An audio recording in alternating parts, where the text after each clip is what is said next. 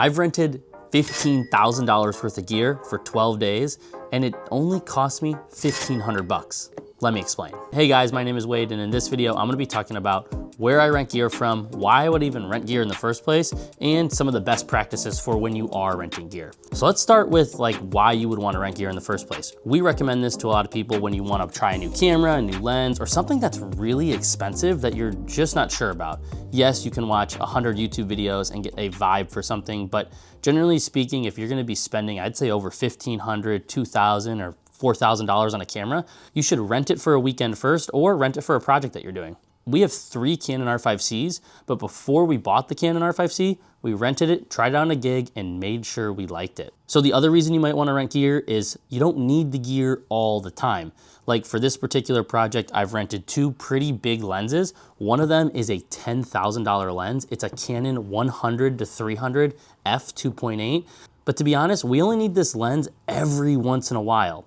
We got it for this particular project because we're live streaming an award show and we don't know how far away we'll be from the stage. So we wanna make sure that we have enough room to get to the stage for that tight headshot. So again, you might rent gear just because, hey, you don't need it all the time or you only need it a couple times a year. It doesn't really make sense for us to buy a $10,000 lens when we're only gonna use it every once in a while.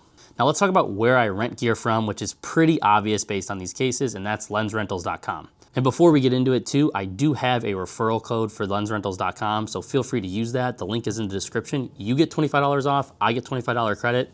We both win in this case. Now the reason I use LensRentals.com is 1, I found their prices very affordable, which I think is the main thing when you're kind of renting gear. You wanna be able to rent stuff without having to break the bank or charging your client a ridiculous amount to rent it. They also have a ton of variety, anything from Blackmagic stuff to Canon to Sony. So anything I've generally need to look for, I was able to rent from LensRentals. The other really big reason I rent from LensRentals is you can actually call them and they have a support team that will help you.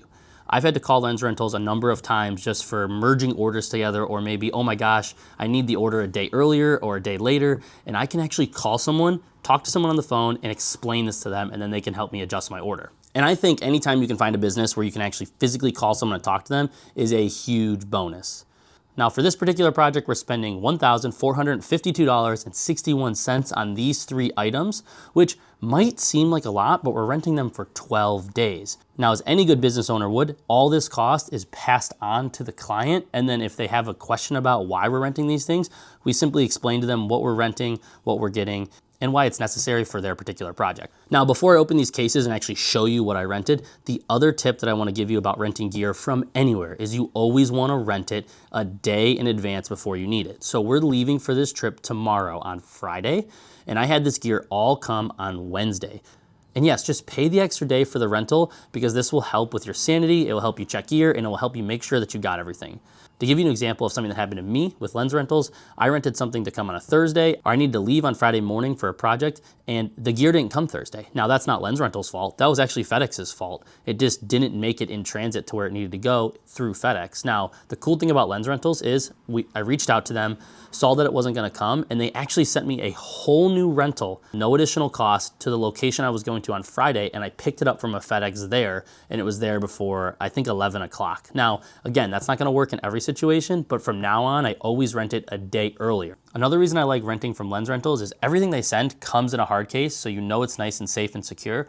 Also, the same box you get it in is the same box you return it in. So they also give you packing tape, so all you have to do is put everything back in the case, put it in the box, tape it up, and you're good to go, and you can just ship it back out. Okay, so let's actually open these cases and actually show you what I got from LensRentals. So to start, I was talking about that 100-300 millimeter Canon RF lens.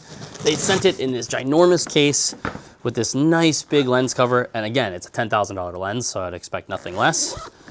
But look at this beauty. So again, check that out. That is a beautiful lens that we are gonna be using for an award show and just sticking it on a tripod and getting a nice tight shot of the stage.